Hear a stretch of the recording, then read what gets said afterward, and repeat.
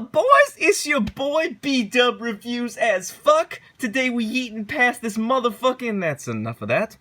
Today we're going to be taking a look at Kevin Harvick's Busch Beer Millennial car from 2019. As always, take a quick look at the box.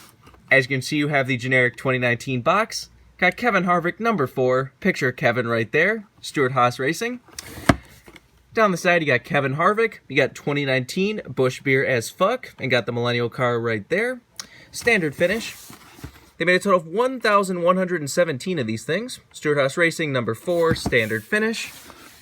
You got the features of the Diecast body on the back of the box. You got 2019 Action Racing Collectibles. And you, of course, have your copyright and such on the bottom of the box. But anyways, let's get down to the car itself. The most iconic and beautiful car that has ever been raced in NASCAR history. Kevin Harvick's All-Star Busch Beer Millennial car. We can thank Joey Logano for this car, because this is pretty much based on last year, where they said if Kevin Harvick did not win the championship, they would run a Millennial emoji car. So when Joey Logano won the championship, here we are now. They actually kept their word, and they ran the Millennial car at the All-Star race. Busch Beer has really just become like one of the most fun sponsors in NASCAR lately. I mean, this year they've been amazing. They've run like tons of special paint schemes. Even on their primaries, pretty much everywhere the primaries ran, it had like images, hidden images inside the Busch Beer car of like the local, locations. Like at Watkins Glen, it had New York imagery. At, Atlanta, it had Georgia imagery. Really cool. Like, Busch Beer has really become an awesome sponsor. I'm definitely getting multiples of these Busch Beer cars this year. This one's awesome. The Generation X car's awesome. His, Wildlife Forest Foundation car's awesome.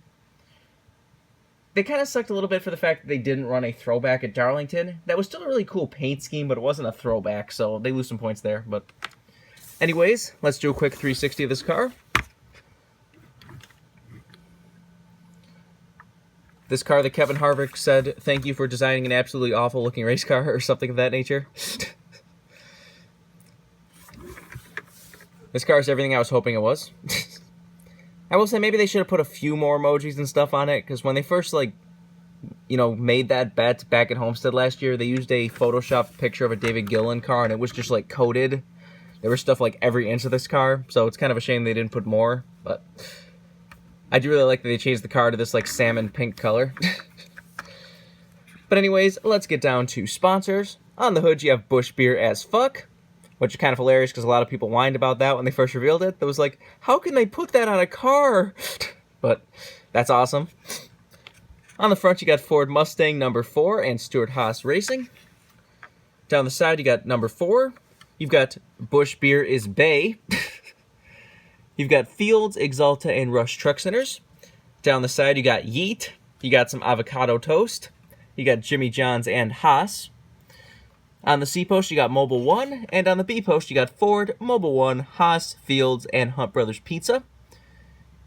I do love the, baby blue and neon green number and name.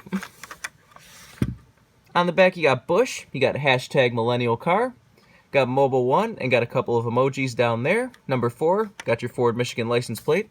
It's like the black specks. On the deck lid, you got 5 Busch cans with hashtag Squad Goals. Kind of a shame that they didn't, choose all their different brands. The fact it's just 3 Busch cans and 2 Busch Light cans. Put a Busch non-alcoholic in there or something. Anyways, on the deck lid, or on the roof, you got Jimmy John's. This is number 625. You see the roof has a bunch of those fire emojis. Down the other side, you do have different things. You've got the, frog or lizard tea thing, which I've never understood. You've got Turnt Left, which is quite fun. You've got a Busch Beer can with the dog ears on it. And you've got probably my favorite thing on this whole car, the Congrats You Tried trophy. It is a shame that they didn't update one thing on this car, as far as Lionel goes, just because the real car had fake winner stickers that said, Congrats, Gold Star, you tried. And those were awesome. Why did they not put those on the car? And before somebody says, well, Lionel didn't know about them in time, back when they first revealed this car, it was everyone, during the All-Star weekend, told them that over and over again. Are you going to add that? Are you going to add that? I mean, they did update the side skirt. The side skirt. Because the, original car, when it first got revealed in the render and everything, did have a black side skirt, but, the real car did run with the pink one. The other thing that's inaccurate on this car is that the real car had some sort of police badge right there. I don't know if it was for that Mooresville police officer that got killed around the time. It might have been for that, but kind of a shame they didn't put that on the car.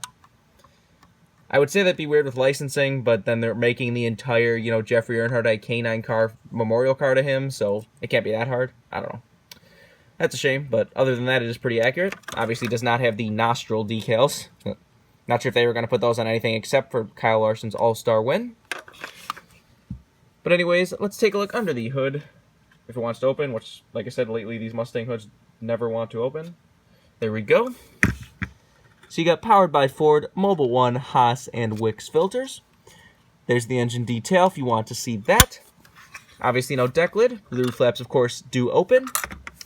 And there's the underside of the car if you want to see that. Like I said, this car is just amazing. This is going to be a very popular car. It's already disappearing. Like, this is going to get rare. This car was even funnier for the fact that people legitimately got offended by it. Like, there's some, like, the millennials that are, like, technically millennials, but they're on, like, the older end. They're just like, this isn't a car for me at all. It's like, it was never supposed to be. When they said millennial car, they're not talking about the, 40-year-old millennials. I mean, that kind of goes without saying.